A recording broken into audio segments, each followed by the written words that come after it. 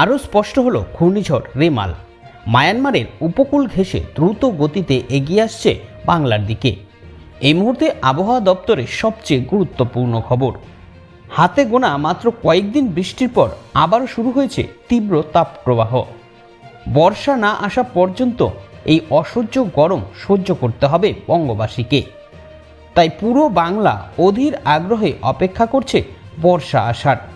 এরই মধ্যে আবহাওয়া নিয়ে গুরুত্বপূর্ণ খবর সামনে এলো। বঙ্গোপসাগরে তৈরি হচ্ছে একটি গভীর ঘূর্ণবাত, আর এই ঘূর্ণবাত থেকেই তৈরি হচ্ছে নতুন একটি ঘূর্ণিঝড়, যার নাম রেমাল। সূত্র মারফত জানা যাচ্ছে এই ঘূর্ণিঝড়টি অনেক ভয়ঙ্কর হতে পারে। বলা হচ্ছে আয়লা আমফানের চেয়েও আরও বেশি শক্তিশালী হতে পারে এটি। জানানো হয়েছে ঘূর্ণিঝড়টি সরাসরি বাংলাদেশ এবং পশ্চিমবঙ্গের উপকূলে আছড়ে পড়তে পারে। আর এর থেকেই পুরনো ভয়ঙ্কর স্মৃতির আশঙ্কা করছে সমস্ত বঙ্গবাসী। তো এ নিয়ে আর ঠিক কী জানাচ্ছে আবহাওয়া দপ্তর, কোথায় তৈরি হচ্ছে এই ঘূর্ণিঝড়টি, বর্তমানে এটি কী অবস্থায় রয়েছে, কবে নাগাদ এটি ঘূর্ণিঝড়ে পরিণত হবে এবং কত তারিখে আছড়ে পড়বে উপকূলে, কোথায় কোথায় এর জেরে ভারী ক্ষয়ক্ষতির আশঙ্কা করা হচ্ছে, এই বিষয়ে এবার বিস্তারিত তথ্য আমরা দেখে নেব। তাই এই সম্বন্ধে ভালোভাবে জানতে হলে আপনারা অবশ্যই ভিডিওটিকে শেষ পর্যন্ত দেখুন। আর আপনি বর্তমানে কোন জেলা থেকে এই ভিডিওটি দেখছেন, সেখানকার আবহাওয়া আজ কেমন রয়েছে তা অবশ্যই একবার কমেন্ট করে জানিয়ে দেবেন।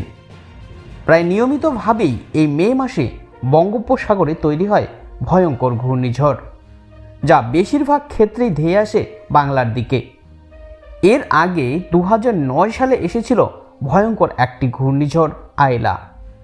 এই ঝড়ের গতিবেগ ছিল 130 থেকে 40 কিলোমিটার প্রতি ঘন্টায়। এই বিধ্বংসী ঘূর্ণিঝড়টি পশ্চিমবঙ্গের সুন্দরবন এলাকায় আছড়ে পড়েছিল। ঝড়ের প্রভাবে প্রচুর ক্ষয়ক্ষতি হয়েছিল সেবার। আর শুধু তাই নয়, প্রায় 150 জনের প্রাণহানি হয়েছিল ওই দিন।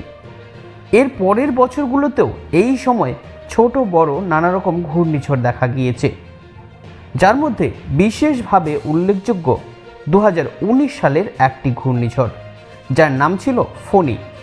পশ্চিমবঙ্গ এবং উড়িষ্যা উপকূলে 150 থেকে 175 কিলোমিটার গতিবেগে আছড়ে পড়েছিল এই ঘূর্ণিঝড়টি।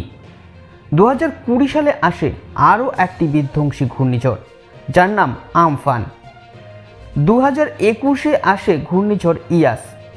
আর শুধু তাই নয়, বাকি বছরগুলোতেও ছোট বড় ঘূর্ণিঝড় দেখা গেছে এখানে।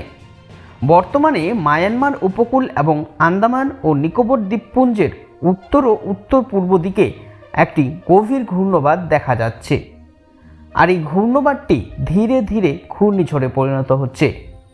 আগামী সোম এবং মঙ্গলবার নাগাদ এটি আরও স্পষ্ট হয়ে উপকূলের দিকে অগ্রসর হতে শুরু করবে। ঘূর্ণিঝড়টি বাংলায় এসে সরাসরি আঘাত হানতে পারে বলে ইতিমধ্যেই জানা যাচ্ছে।